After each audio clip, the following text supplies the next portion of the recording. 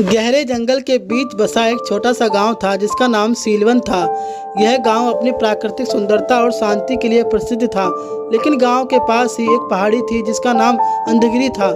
इस पहाड़ी का नाम सुनते ही लोग सिर जाते थे, क्योंकि कहा जाता था कि जो भी इस पहाड़ी पर गया वह कभी वापस नहीं आया। गांव में एक साधारण लड़का अर्जुन रहता था। वह एक गरीब परिवार से था, लेकिन उसके सपने ऊंचे थे। उसकी आंखों में हमेशा कुछ बड़ा करने की चाहत झलकती थी, लेकिन उसे खुद पर यकीन नहीं था। जब भी कोई बड़ा अवसर आता वह डरकर पीछे हट जाता। एक दिन गांव के ऊपर काले बादल घिर आए। गांव के बुजुर्गों ने इसे बुरा संकेत माना। तभी गांव के मंदिर के पुजारी ने बताया कि अंधगिरी की चोटी पर स्थित महादेव की शिवलिंग की पूजा लंबे समय से नहीं हुई है और इसी कारण यह संकट आया है।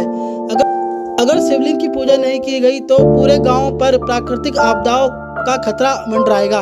पुजारी ने कहा कि शिवलिंग तक पहुंचने का रास्ता कठिनाइयों से भरा हुआ है और वहां केवल वही जा सकता है जिसे खुद पर पूरा भरोसा हो।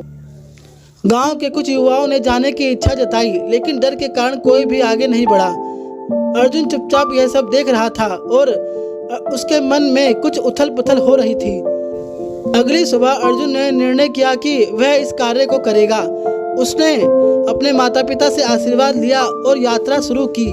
उसके पास कोई खास हथियार नहीं था, बस एक छोटी सी पोटली जिसमें थोड़ा सा खाना और पानी था। जैसे ही उसने पहाड़ी की ओर कदम बढ़ाया, रास्ता कठिन हो गया।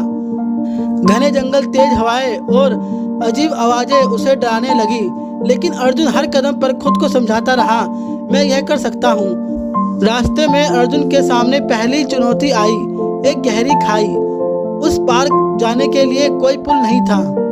अर्जुन ने इधर उधर देखा और उसे एक बड़ा पेड़ मिला। उसने अपनी ताकत से पेड़ के तने को खाई पर रखा और सावधानी से पार किया। दूसरी चुनौती थी जंगल में विचित्र और भयानक दिखने वाले जानवरों का सामना। वे डरावने लग रहे थे, लेकिन वास्तव में वे उसे केवल भयभीत कर रहे थे। अर्जुन ने अपनी सांसों को नियंत्रित किया और आगे बढ़ता गया। तीसरी और सबसे कठिन चुनौती थी एक गुफा, जिसके द्वार पर एक विशाल नाग बैठा था। गुफा के अंदर ही शिवलिंग तक जाने का अंतिम रास्ता था। अर्जुन पहले तो डरा, लेकिन फिर उसने सोचा कि साहस का मूल्य तभी है जब डर का सामना किया जाए। अर्जुन ने अपना साहस इकट्ठा किया और नाग के सामने खड़ा हो गया। नाग ने उसे देखा और कहा, तुम यहाँ क्यों आए हो युवक? अगर तुम मेरे सवालों का सही जवाब दे सको तो मैं तुम्हें आगे जाने दूंगा। अर्जुन ने कहा, पूछो। नाग ने एक पहला सवाल किया, सबसे बड़ा डर क्या है?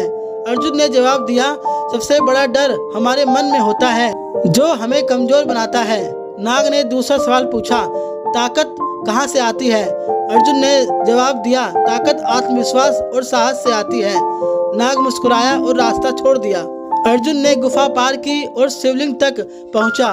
उसने श्रद्धा से पूजा की और गांव की सुरक्षा के लिए प्रार्थना की। पूजा खत्म होते ही चारों ओर उजाला छा गया और अंधगिरी का अंधकार हमेशा के लिए मिट गया। जब अर्जुन गांव वापस आया तो सभी ने उसका सम्मान किया। गांव के मुखिया ने कहा, अर्जुन, तुमने न केवल गांव को संकट से बचाया, बल्कि हमें यह सिखाया कि असली ताकत हमारे भीतर होती है। इस कहानी से यह सीख मिलती है कि जब हम अपने डर और कमजोरियों का सामना करते हैं, तभी हम अपनी असली ताकत को पहचान पाते हैं।